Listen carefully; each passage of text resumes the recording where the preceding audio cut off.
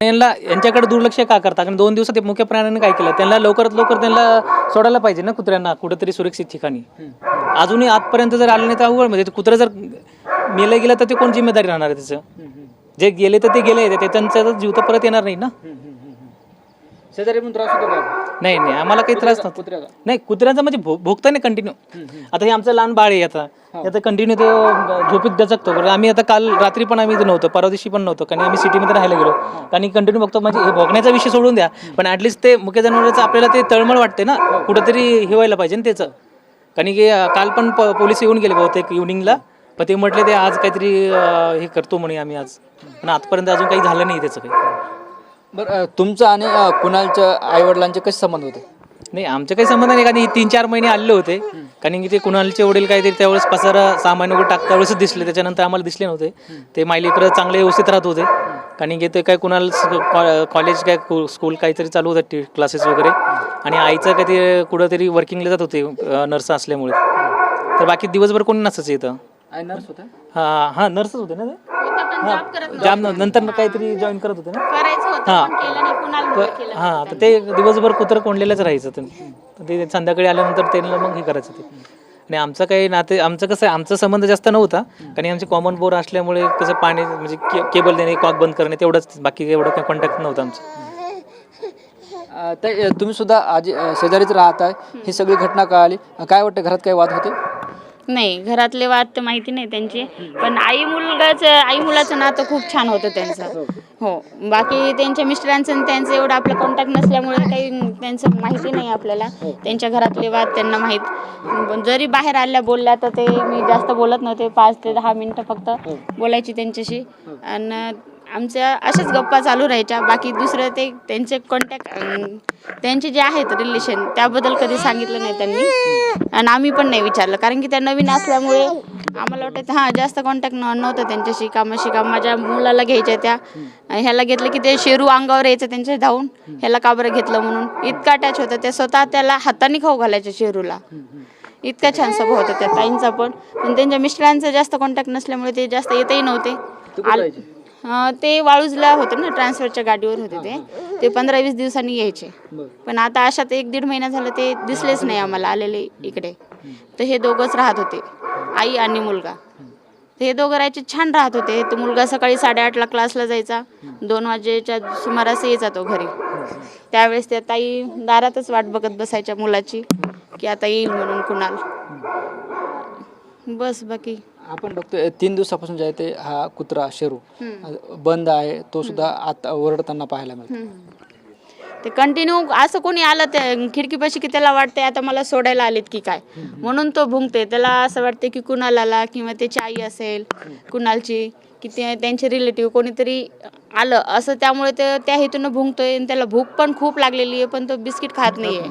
तर त्याला स्पेशल करून द्यायचे, त्याचं जे आहे फूड, खिचडी म्हणा किंवा अंड्याचं आमलेट वगैरे जे ते करायच्या त्या करून देत होत्या. तर त्याला त्याची सवय असेल बहुतेक, त्याच्यामुळे हे बिस्किट वगैरे खात नाही. ते आम्ही टाकले पाणी बिस्किट तर ते खात नाही. आणि कंटिन्यू भुंकतोय तो, रात्रंदिवस चालू आहे त्याचं. कोणी खिडकीजवळ आलं की जास्त भुंकतो तो, आणि खिडकीजवळ कोणी नसेल तर शांत बसतो तितक्या पुरताच बस. त्याचा त्रास पण होतो, पण त्रासही होतोय आणि दुःखही वाटते. माझी मुलगी तर म्हणलं तुम्हाला रडत होती त्या कुत्र्याकडे बघून.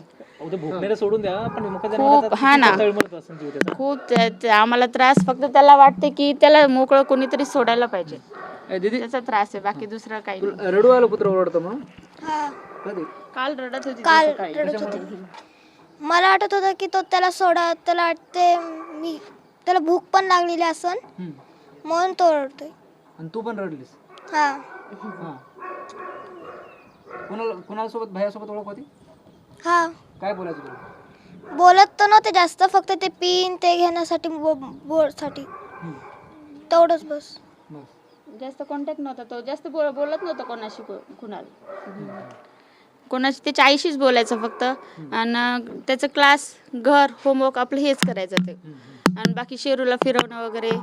आता नवीन असल्यामुळे ते कोणाशी बोलायचं नाही, ते त्याच्या एजमध्ये कोणी मुलं पण नव्हते, त्याच्यामुळे मग जास्त कॉन्टॅक्ट नव्हता त्यांच्याशी. त्या ताई बोलायच्या थोडंफार, इथे आल्या ओट्यावर तरच आमचं गप्पा व्हायच्या, बाकी घरात येणं जाणं तर नव्हतंच नवीन असल्यामुळे. त्याच्यामुळे एवढं कॉन्टॅक्ट नाही. त्यांच्या घरातले रिलेशन पण नव्हते माहिती जास्त. आणि कसं ते सर पण इथे राहत नव्हते आणि त्यांचं मग एवढं माहितीच नाहीये त्यांचं कसं घरात होतं काय. त्यांना असं वाटतच नव्हतं की ते हा. असं होईल म्हणून. म्हणजे हे सुसाईडचा प्रश्न असेल काय असेल, पण असं म्हणजे कसं माहिती का, काहीतरी प्रॉब्लेम असेल तर घरातून आवाज यायचा मोठ्यांना, असं काहीच आवाज येत वगैरे काही नव्हता. एकदम मायलेकरं पण चांगल्या आनंदात खुश राहायचे एकदम. आणि दिसायचे ना बाहेर दिसतात वगैरे, ते कुत्र्यासोबत खेळायचे, बॉल वगैरे खेळायचे, मस्त वाटत. म्हणजे असं वाटलं नाही आम्हाला पण खूप. म्हणजे आम्ही पण थोडं माझं घर त्या दिवशी होतो, तर ऐकून खूप आम्हाला धक्कादायक वाटलं ते. आणि आता 2 दिवसापासून मीडियावाले येतात, पत्रकार येतात, पण ती कुत्र्याची एवढी हाल चालू आहे ना, पण अक्षरशः अजून पण कोणी ॲक्शन नाही घेतलं त्या कुत्र्यानं. कारण का ते मागे येते, आता ते पोलिस रात्री येऊन गेले, आता आज म्हणले की आज कोणतरी येऊन जाणार, घेऊन जाणार, अजून पण आलेलं नाही. जर आपल्या डोळ्यासमोर जर मुख्य जनावर जर मेलं तर रिस्पॉन्सिबिलिटी कोण राहणार त्याची? आता ते येणारे जाणारे व्यक्ती तर परत येऊ नाही शकत ना. आहे त्याच्या जीवला तर वाचायला पाहिजे ना आपण. आणि बरं ते असं नाही, ते पाळलेलं कुत्रं आहे, त्यांना कोणाच्या जसं शेजाऱ्यांकडे जरी दिलं, कोणाकडे जरी दिलं, ते राहणार नाही ना. तो डायरेक्ट चवतळून येतो, तो खूप ॲग्रेसिव्ह येतो. कारण त्याच्या जर त्यांच्या कुणाला असेल, कोणी असेल, त्याच्या रिलेटिव्ह जर कोणी जरी हात लावलं, ते कुत्रं चवतळून येत होतो. एवढा हे येतो कुत्र्याचं. पण मीडियाद्वारे बाबा 99% प्रयत्न करा त्या कुत्र्याला थोडं बाहेर काढण्याचा, त्याच्या ठिकाणी एक सुरक्षित ठिकाणी कुठेतरी नेऊन त्याला सोडा, याची इच्छा आहे आमची. निश्चित बघतोय आता मी कुणाल चांदगुडे यांच्या निवासस्थानी दुर्दैवी घटनेत जे आहे ते तिघांचा मृत्यू झाला आहे. आणि हे घर आहे, आणि त्या घरात जे आहे ते 3 दिवसापासून कुत्रा आहे. शेजाऱ्यांनी सुद्धा तीच मागणी केली की ही घटना तर दुर्दैवी झालीच आहे, आम्हाला या कुत्र्याचा त्रास होतो, मात्र याहीपेक्षा त्या कुत्र्याची हातबल तर आम्हाला पाहावं वाटत नाही. आणि 3 दिवसापासून जे आहे ते अशा पद्धतीने हा संपूर्ण घर बंद आहे, कुत्रासुद्धा कुलूप बंद आहे. त्यामुळे जे आहे ते आता या कुत्र्याची सुटका केली पाहिजे अशी मागणी हे सगळे शेजारी करताना पाहायला मिळतात.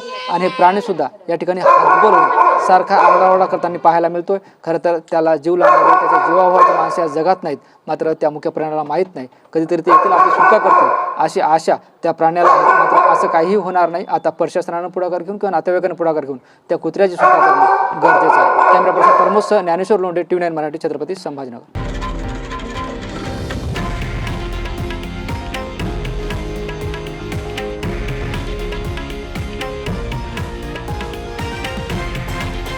हे आहे देशातील नंबर 1 न्यूज नेटवर्क आणि आपण पाहत आहात TV9 मराठी, एकमेव.